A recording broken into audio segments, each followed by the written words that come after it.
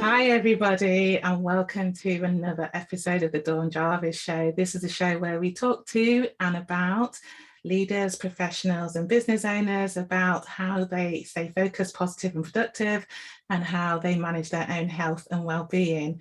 Today, I'm joined by my friend Heath Stone, a founder of Uncommon Diabetic, a community and a learning organisation, I think I would say, that helps diabetics live their best life.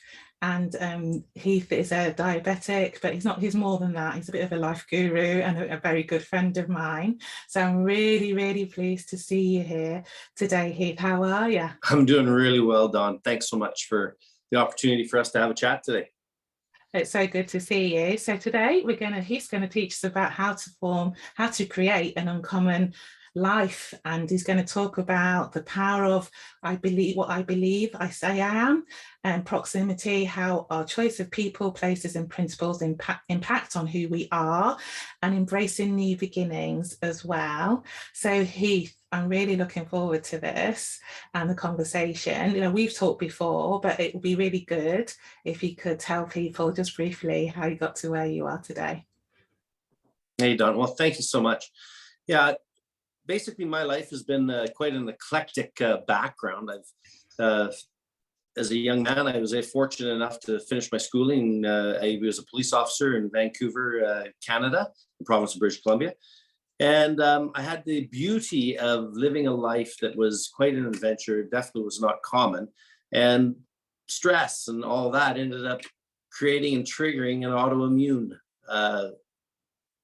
disorder in my body, and I ended up with type 1 diabetes. So that began a very interesting journey, and for me, and changed the way I had to think, the way I felt about myself, the way that I had to actually live my life. I didn't have a choice. I couldn't say, I'm going to just do this. I had to start to actually create a plan for my every single day and every moment of my life to be able to do the things I do. So that ended up. You led a remarkable life. It's so impressive.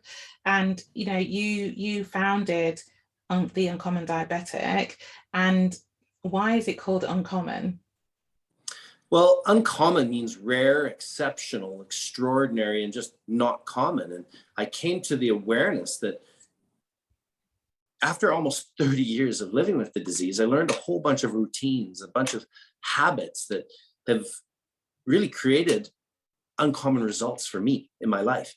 And a really good friend of mine, Dr. Sean Richardson, has a PhD in psychology and energy, health, and performance. And he really mentored me and it really helped me understand that I can do things that are, and I am doing things actually, is what he said, that are uncommon. He said, you're the uncommon diabetic. You need to help people learn how to do what you do. So that's really what created the very first beginning of Uncommon Diabetic, was my desire just to empower people. So I think, and that's amazing, isn't it, really, to use your lived experience to help other people. And the community, you know, I know it's focused on educating, training and mentoring people. And we've spoken before about how you've helped me and how you've helped my son who has type 1 diabetes. And it's I don't know, it sounds like a calling, and you must get a lot of affirmation from it and sort of purpose around your life. Is it like that, or is it a job, or does it give you meaning as well? Because as you said, you've lived with diabetes for 30 years, and I think so. I guess you've had time to come to terms with it and to not make use of it, but like, you know, sort of like do what you can to help other people with it. And I suppose that's a bit of a journey, isn't it? You know, I think you just said probably the most important word of all, is that life is a journey. It's not the destination. Or others have said, you know, it's the process, and you have to learn how to enjoy the actual process of it, right? So for me, it's definitely been a learning. I have had a lot of ups and downs, and I think you and I even talked about this, is that in my most deepest despair, in the valley of my life, that wasn't my truth. when I was on the top of the mountain and my Everest and my pinnacle moments, that also wasn't the truth. The truth of my life has been, it's here. It's lived in those ups and downs of the process on my journey. And quite honestly, some of my biggest pain has contributed to my largest gain. And that, I think, is the biggest shift for all of us. And, you know, you and I were talking just before we started recording is about our beliefs, about the circumstance of a moment, the way that I say I am. And I am is probably the most powerful phrase that any of us use in our life. What goes after it and what comes out of our mouth, the words we use, show the contents of our heart. It shows what we think and feel about who I am. Well, if I might, could I just go on a little bit of a rant and share? Of course, of course. For me as a diabetic, my journey has not been easy. Yeah. But what I can say is that I am not my A1C. It's a number, whether it's high, whether it's low, whether it's perfect. Well, can you define that? I can't define it. You're a nurse. And it's really just a range. It's a number to just show you a snapshot, a moment in time of what you have been. It's not showing who you are. It's showing what you've been in the past. Well, the truth is life is about change. Until we know something, we're just oblivious of it, right? It's just, we don't know what we don't know. Well, I came to awareness that I am not my A1C. I'm not my size. I'm not my weight. I am not a loser or even a winner at different times. I'm whatever I believe or think I am. You know, as the famous book says, I am what I thinketh. So from that, I came to an awareness that I'm just Heath right now. I'm a son. I'm a brother. I'm a friend. I'm a husband, father, grandfather now. I'm a leader. I'm a person living with diabetes. I'm proud of being a diabetic now. Some people look at that as negative. I actually have taken it and said, no. I am a diabetic because I had to accept what is for me to decide where I'm going. Where am I right now? I am a person living with diabetes. That means I am a diabetic. I don't view it as negative. It's not a label for me. It's a badge. Yeah. Right? And that really changed everything for me. When I came to that awareness and the penny dropped and I went, oh, I'm not that good at this. That's always the way change begins. Oh, the penny drops and we go, oh, as I've said many times, whatever it is, I suck. Okay, well, that realization helped me realize that, hold it, I don't suck. I'm just at a place here. It's one point in a moment that's been a result of all my past choices. So I am accountable. I am able to choose. Holy crap, that's power, isn't it? What do you think about that ability to choose? I think it's amazing, and I think the power of I am is it's very powerful, and also it's very emotive and it's very evocative in that I know that people get their self-belief and their self-worth and their purpose of life around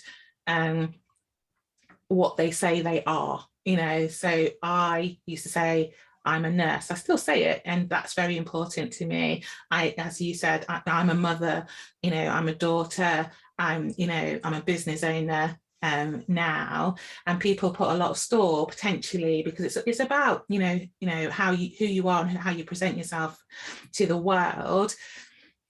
I think if we sort of like talk about diabetes, I think, and that's this is sort of from sort of like with something I've observed in my son, and I'm sure he wouldn't mind me saying that, sort of like, 1 minute, you could say, oh, I'm a rugby player, I'm a young man, or but then add in diabetes to the mix is a totally different thing, isn't it, really? And you say, I am a diabetic, and it's not a label, it's a badge. But I think some of the things that maybe people struggle with is it wasn't part of that who I say I am. You know, it became part of who I am. And actually to say it out loud is the struggle. Do you know what I mean? So that potentially is the struggle, because it's a change.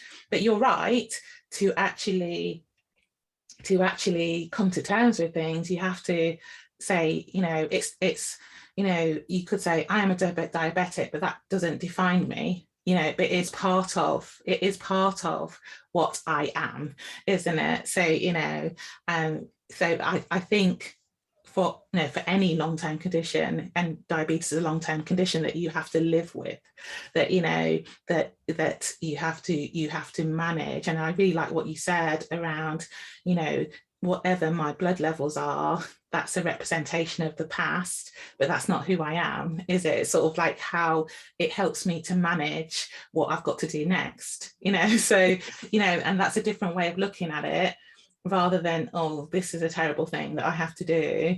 This is a thing that's going to take me forward, is a better frame, I guess. But maybe people struggle to get there. What do you think about that, Heath? Well, I think it's brilliantly said, actually, because yesterday on my UDTV, I was actually talking about a superpower, and that's attitude. Yeah. Our choice of attitude drives our altitude. And we have that ability to say, I am going to change. I'm not going to do this anymore, right? Whatever that is. Or that got a really positive result. I am going to do that again. Yeah. So that choice is the power. And our attitude, it's actually an aviation term as well, as I've flown helicopters and planes, in the sense of training. I'm never allowed to fly, unfortunately, due to law as a diabetic on my own. But with a certified pilot, I can fly. I still want to learn. It's this journey, right? So I challenge myself. But my question is diabetes a death sentence? No. Is it a challenge? Maybe. I like to think of it as an opportunity. It's an opportunity to learn, to grow. And I think that is the biggest thing for me. I like to use the word transform, from who I am today into what I'm going to become. Well, if I'm going to do that, the root of becoming means to be. I have to actually be that which I want to become before it happens. Therefore, I'm actually writing my story with that right now, right? I am uncommon in my thinking. That's what I call uncommon sense. And if we look around the world today, we actually realize that common sense is very uncommon, right? We don't want to stand out too much. Well, unfortunately, I'm a little bit different that way. What I've learned is the common things don't really get me what I want. You have to be a contrarian in life if you want to exceed normal or average. I don't care if it's in education or becoming a nurse or in health, in performing as an elite athlete like your son does in rugby. He has an extra opportunity that the other athletes don't have. He's got to set himself up for success with discipline, with routines, understanding. I got to adjust my insulin now because I'm going into a day of in a match. I have to make sure that I've eaten the protein, so I've got the juice to carry me. I got to make sure that I have sugar laid out during on the sidelines, so that when I come off, I get hydrated, I get the salt, I get the sugar, I get whatever it is I need to perform at what level. I am accountable. So that's just choice. And that's why I started with that. I am an uncommon diabetic because I choose to create routines because of my reasons, right? My why, that lead to my result that I want. And I call that my R3 method, which I'd love to share about a little bit later, but that really leads to what am I in proximity to? This whole concept of I am then goes, okay, if I am a world-class athlete, well, I better start surrounding myself with people that are world-class athletes and people that are thinking they're world-class athletes. And ultimately, what are those routines, the behaviors, the choices world-class athletes do? Let's talk about that a little bit then. So, Yeah. you talk about proximity, and, I know part of your process is, what you are, and being really clear about that, and sort of, Yeah. and that you believe what you say you are. Then you talk about proximity, and how I understand that is that you are the sum of, the 5 people that you spend the most time with. And that, if you look at that and then you realize, why some of the behaviors that you do, what's influencing them, because I think you're absolutely right, you have to be accountable, don't you? And also it's a realization that sometimes people you surround you with can be really, really good for you, but sometimes they can be quite toxic and not so good for you, and then you need to make some decisions based on that. So talk to me about, from your point of view, basically what I've just said, so how does that work? So as to have an uncommon life, how does the proximity to the people that you're around, has that impact on that? Well, proximity starts right with me, right? And the things I put into what I call the portals, right, of proximity are 2 eyes, 2 ears, 2 nostrils, a mouth, and then obviously skin, your touch, your tactile. So that's how we experience the world. Well, as we are going forward with this proximity, it really starts with all the inputs, and that is people, right? That is the books we read, the things we listen to, the food we eat, etc. But how do we do proximity? So for me, I kind of squirreled a little bit there, because as being a diabetic, I have this little device that kind of controls my life, and I need to check it when it beeps. So I'm quickly good. I'm at 4.8. That's a silly number, but that tells me that I need to be cautious. I need to be aware of what is going on.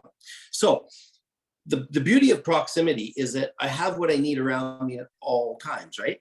And I have to take that input in at that given moment. So that isn't where I was going with this, but I need to be cognizant of my life right now. So I'm at 4.8. Let's use an example of how I deal with proximity. I put some technology around me.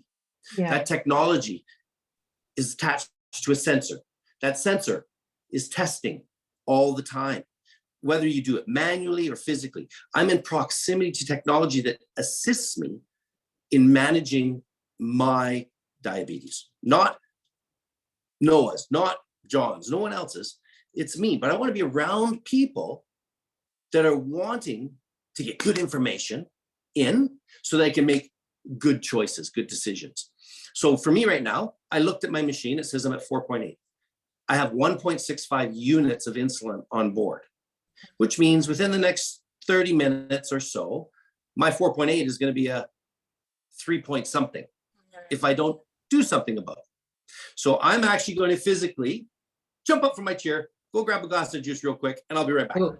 So that was fast. But the point is I'm loving the real time examples that we're seeing of the reality of your life and as a diabetic, and I don't think we get to see that that often, unless unless you are a diabetic, or like me, you live with a diabetic, and this is the reality. And the good thing from a healthcare point of view, so that this is me as a Dawn Jarvis, the nurse talking, is that we do have technology that can help with that. We now have the technology that can help with that. So you don't have to wait until you feel unwell to be able to sort of like make some decisions about what you're going to do about that. And that is amazing, and that is the power of technology. But I'm going to sort of like have a different point of view, because like Noah sort of like he's like, he's sort of like, on starting with this technology, but it's not available at the minute. And so, and you have to be in the right, I think you have to be in the right mindset, first of all, to be able to utilize the technology. And you also need to be able to manage without it, if you know what I mean, because you can't, because we don't know what's going to happen, and the pandemic is a thing, that has demonstrated that. So, I did some charitable work in, I used to be an intensive care nurse when I was nursing clinically. I did some charity work in Jamaica, and I worked in a hospital in London called the Brompton Hospital, and it had state-of-the-art equipment. But when you go to the middle of Kingston in Jamaica, they did not have that equipment. And so the power of the art and the science of nursing is being able to do the work without the equipment. Do you know what I mean? And that some of that is learned, some of that is intuitive, but it's all experience, isn't it, really, around doing that. So, so brilliant example, but also it's a brilliant example that, you might have had that feeling that you were going down anyway if you didn't have the technology, but the technology enhances it, it doesn't replace it. Well, what was interesting is in this very moment, and there's no better teacher than life itself, right? And I am a highly structured and a highly disciplined person that has a lot of routines. And it's funny, this happened here now, because I have water, I have tea, I have my coffee. When I'm doing any form of live type of scenario, I have most things here. Well, in our prep, some things happened. I forgot to grab my juice. I always have a juice next to me because our feelings, our emotions, stress, both good and negative, have an impact on our system, our metabolism. Things burn a little quicker. So that's what happened here today. And then as we were going, all of you watching here or listening may have noticed I had kind of a pause, because when my blood starts to go down at a certain rate, the cognitive is affected. So instead of me being like this, it's like, that's a first trigger. And I go, holy crow, what's happened? The thought just left me. And I go, is that just a 50s moment? Or is that no, I have to go, stop. What's happening? Then my technology backed up my thought that was going on. And I went, okay, now I have a choice. Life is about improvising, adapting, overcoming in any moment, right? And I think that's really critical, what you just said, foundations. I named my beginning program UD Foundations, because you need pillars to build things on. Because if you don't, your foundation will be shaky and the walls will come down. So I love how you said that. And those foundations, really, I'm going to just talk for a second before we really nail this proximity thing about our needs as humans. It changed my life when I realized that we all have the same needs. I'm able to come to a conversation with you, Dawn, or any of my friends. And as we've gotten to know each other more, I'm a pretty high energy guy, right? So I burn. No, not you, Heath. Not you, Heath. No, you laid back, man. Yeah, exactly. So I kind of look at it like this. When God created me, he kind of took the reverse thing and it goes, when I try to put it in reverse, I got this a quick shifter that goes forward really quick. So, but I realized that we all have these needs. The need for certainty, to know that we have stability in our life, or control would be another word. Variety, that adventure, right, that we need, that we have. We have a need for significance, respect, honor, all these other great words. And then connection. So these four primal needs really drive almost most of our behavior. But they really won't give us fulfillment, that purpose. That comes from growth. That comes from contribution or giving. These 6 needs I just described, certainty, variety, significance, connection or love, growth, and contribution, those 6 needs drive everything we do. What we put into our ears, our eyes, our nose, our mouth, our proximity of life is driven by how we feel. So what we talked about at the beginning is I am, that's belief, that's thinking, those are meanings that we put on our experience of life. Proximity now applies to people, places, things, the inputs of our life. That's fully at our choice. Now, I had to make a decision right in this issue. Well, what are they going to think of me if I stop and run away from the camera for a second and when we're recording or that? Well, I learned, and I would make the wrong decisions when I first became a diabetic. I was so afraid of what other people think. But just so you know, everybody is. The number one regret through a 25-year study done on people's deathbeds was not that I didn't work enough. It wasn't a whole bunch of other things or that I didn't get to experience that. It was I lived my life according to what I thought other people wanted me to do. It wasn't even based on truth. It was my meanings of what I thought others were thinking they wanted me to do. I didn't live my game. I didn't play my game of life. Now, that's a big question. You and I could go for hours, and I'm hopefully maybe we'll talk about that kind of stuff later. But proximity again is back to I chose to learn. I didn't start with a CGM, constant glucose monitoring. It took me almost 30 years to get there. It didn't exist. And then secondly, I'm like you, I believe you gotta have foundations. I started like Renault is. I was mixing insulin. That's where every diabetic should start. If they're not doing that anymore, I think that's a mistake personally. Why? Because you need to understand the foundations, the rocks, because if the battery dies on this technology or whatever, you just don't have access to all the aspects of it. Your hose is, your infusion kit didn't come. How do I deal with the old-fashioned needles? I don't have access to my normal insulin. They went out of supply or discontinued it. What do I do? What if?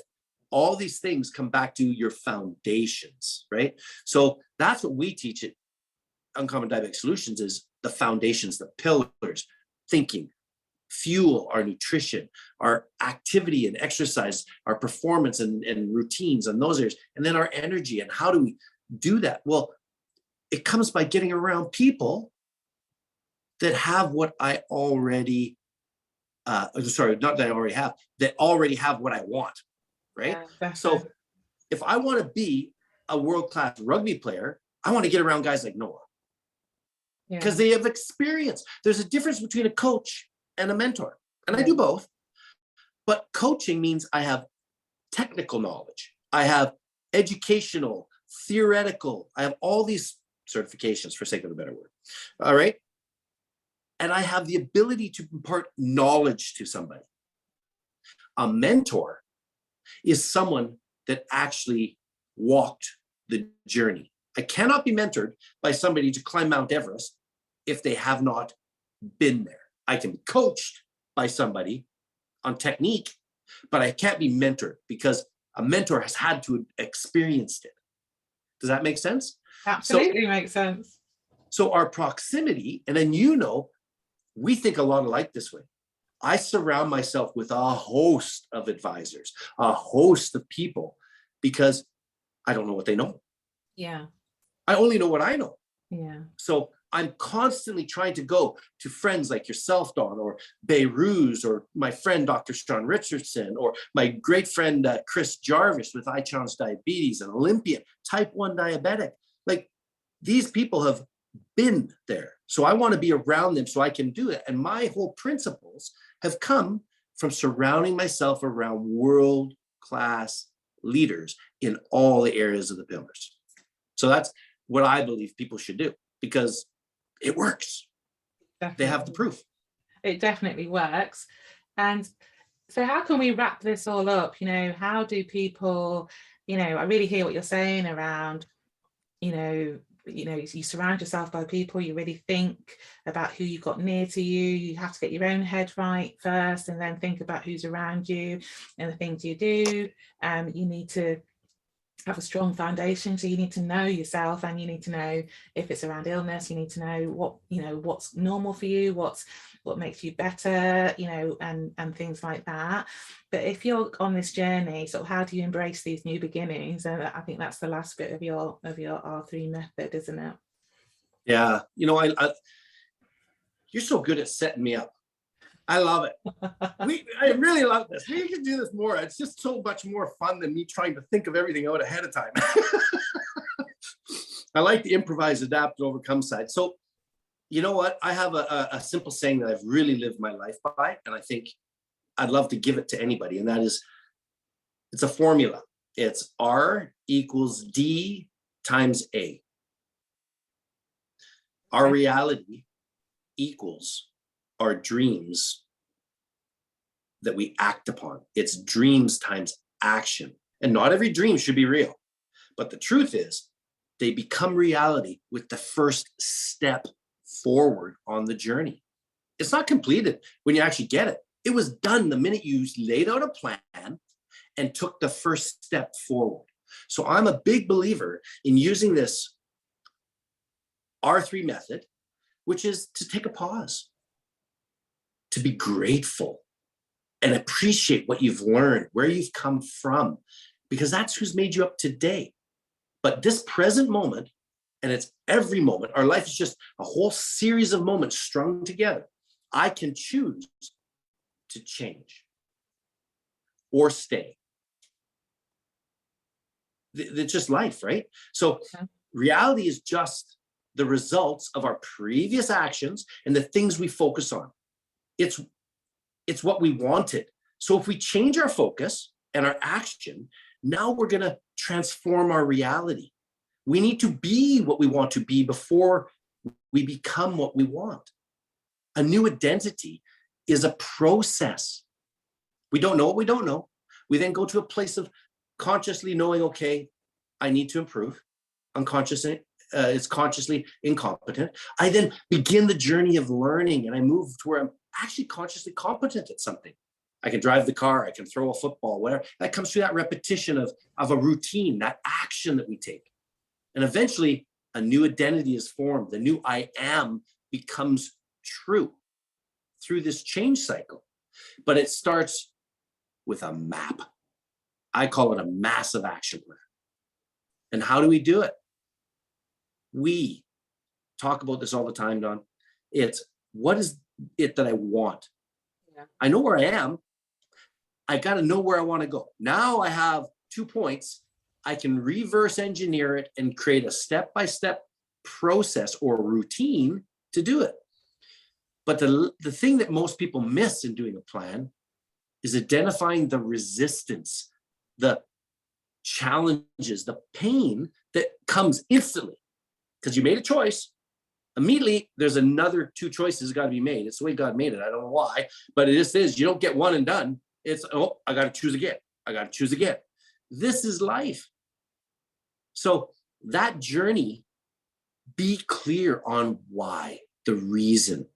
It's what helps you go through the resistance. It's what helps us embrace our fears, the uncertainty of life, right? It's important we go back to those 6 needs and ask myself, in the resistant moments, the things that are trying to stop us, what feeling right now is helping me or hurting me? Is it, I want to be significant and I'm frustrated and I'm angry at somebody? Or am I significant just because I get the opportunity to be in Dawn's presence? That is an example, right? Is it pain or is it pleasure? I choose. I put the meaning on it, right? So that's in simple. Clearly define your results. Take a moment. Invest in Heath or Dawn or yourself. From that point, write it down because it's real. The minute it comes out of your head and it goes on paper, it's real. 90% of the journey is done. Right after, you got to write why. I want to have a long relationship with my wife, so I'm going to stay healthy.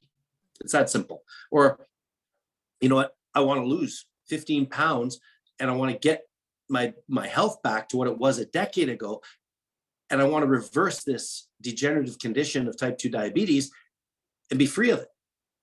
You can do that. get around people that have done it. That's simple, right? But be clear on the reason, because if there will be resistance, there's going to be pain. I don't know why it's this way, but it's the truth of my life. My biggest gain is attached to my biggest pain. Like my biggest strength becomes my biggest weakness in life. That energy I've got sometimes means I take on too much. Being real and saying, I have to stop. I have to get juice. Yeah. I got to fill my tank. Yeah. That's life. That's true. And that's kind of my R3 method in a nutshell, right? But get the routines, because Tony Robbins taught me this is this. What you do in private is what you'll be praised for in public. It's the routines, the little steps. If you say, I want to go and run a marathon, half a marathon, 5 kilometer, whatever, I don't care what it is. It may start with, just as my buddy Bob says, going and getting the shoes, the running shoes, and putting them on. That was day 1. Success, check mark, right? Next day, I get my shoes on, and then I go to the front door and back. I'm talking really basic steps, and you do it in baby steps, because a journey has to be done in one at a time. And wherever you're at, whether you have to lose weight to accomplish that here, the pain will bring the gain. I can, I will, I must do it. Until then, we're just going to be whatever you believe you are. Love that. Love that. I really like that. Actually, I liked your method, and I liked what was about it that you sort of like, you need to know where you are, where you want to go to, but also why.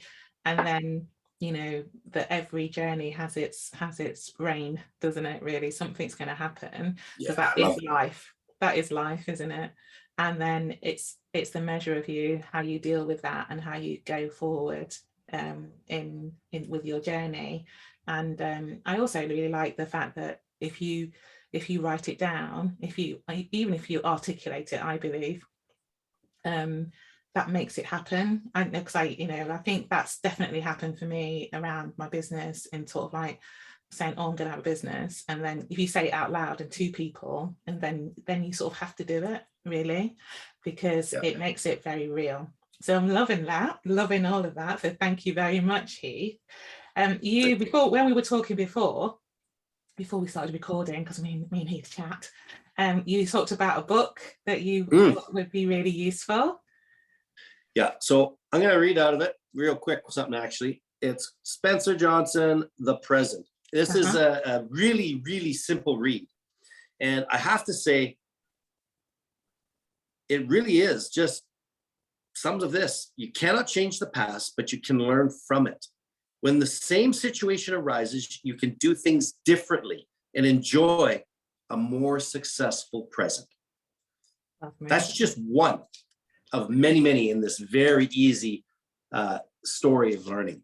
So I would highly recommend that book. The other book that I read every day, it's Uncommon Sense. It's just the book of Proverbs. It's unbelievable how that applies to everyday life. It's just simple common sense that's not uncommon. That is uncommon. That's amazing, Heath. That is amazing. And so I'll put the links to both books into the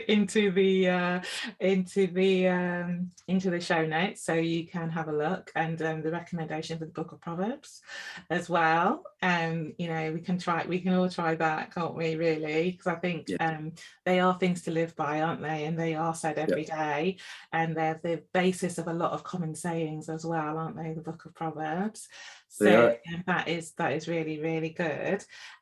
We are coming to the end of the show. How do people get in touch with you, Heath, learn about your community, your TV show, your programs, and everything that you do? Just give us a brief sort of overview of how people can get in touch with you.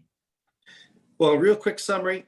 Uncommon Diabetic Solutions is about helping people living with or impacted by diabetes to create the foundations for living an uncommon diabetic life, to do those things that you really want to do. You can find us at uncommondiabetic.com. You can find us on LinkedIn, Facebook, Instagram, under Uncommon Diabetic. And for anybody here listening to Dawn or wanting, I'd really invite you to go to uncommondiabetic.com and register for a free workshop this Thursday at 4 p.m. Pacific. That's kind of late UK time. But if you do attend that, we'll send a reach out, and you can also book a free consult with myself. Brilliant. And you've also got a YouTube channel. You've got Uncommon Diabetic TV, so give that a plug as well. I've been on that. It's pretty good. Yeah, thanks. Yes, I've had some amazing gifts, Dawn, of people that have really, like yourself and Chris Jarvis, and I can go on with the list. But Uncommon Diabetic TV is really just about a weekly spot on the 4 pillars of health, diabetic health. And it's directed around helping diabetics to live uncommon lives with what I call uncommon sense. That's pillar number 1, how we think, what our beliefs and meanings are. 2 is uncommon fuel. How do we hydrate? How do we eat? We don't have to sacrifice taste at all. Lastly, thirdly, is the performance, our exercise and movement, and how we can do that in easy ways wherever you're at in your particular place and where you want to go. And then energy. How are we doing? What's our thinking, our meditation, our inputs again to drive energy? Taking micro breaks and being real with where we're at. Because everything we're experiencing in life is valid and true. It's up to us to get around good people and like Dawn and friends that are going to support. And that's what our UD community is about. It's about diabetics helping diabetics, because together we can live an uncommon diabetic life. Fantastic. And he's going to give me a link to his workshop as well, and highly recommend that. And we are closing, and it's been brilliant, and it's always brilliant, Heath. When this is the second time we've done this, and it's always brilliant. It's always very wise and stuff. Is there one final thing? And I know you're going to pick something out because you're really good at putting words together. That you want to sort of leave the audience with. So not everyone in our audience is a diabetic, but I truly believe that sort of, we all have things, we all have ambitions, we all have things that we have to live with. And, in your case, it's diabetes, but that, as we said before, it doesn't define you. Is there one sort of like nugget of wisdom that you want to leave the audience with, sort of to live an uncommon life? Well, I just spoke about it yesterday on UDTV, and it's really resonating me, especially with this season that we're in right now at Christmas, etc. And that is, we got to love ourselves. And that really comes back to an attitude of gratitude. Everything is happening for us. It's not happening to us. I would encourage everybody, no matter how bad it is, just to remember, you're not defined by a moment. We're defined by our response to it. And courage is not the absence of fear. Courage is doing the right thing in spite of our fear. So step forward and realize it's an opportunity to learn so that you can give yourself the opportunity to grow and ultimately get your uncommon diabetic life, or just uncommon life. It doesn't matter if you're diabetic or not. This all applies. We're humans, right? So I'm so grateful, Dawn. Thank you so much for our friendship. I'm grateful for 2021. I'm really excited about what the Dawn Jarvis Show and everything you're doing and what we're going to do together in 2022 is going to bring. Thank you so much, Heath. It's an absolute pleasure as always. Always a fantastic guest, and I'm looking forward to 2022. We're filming this at sort of like just before Christmas in 2021, and the year's not finished yet, so there's a few more days left, and I'm going to make most of it, all of them. But very much looking forward to 2022 as well. And that's the end of the Dawn Jarvis Show. Everyone, take care, and we'll see you real soon. Take care. Bye.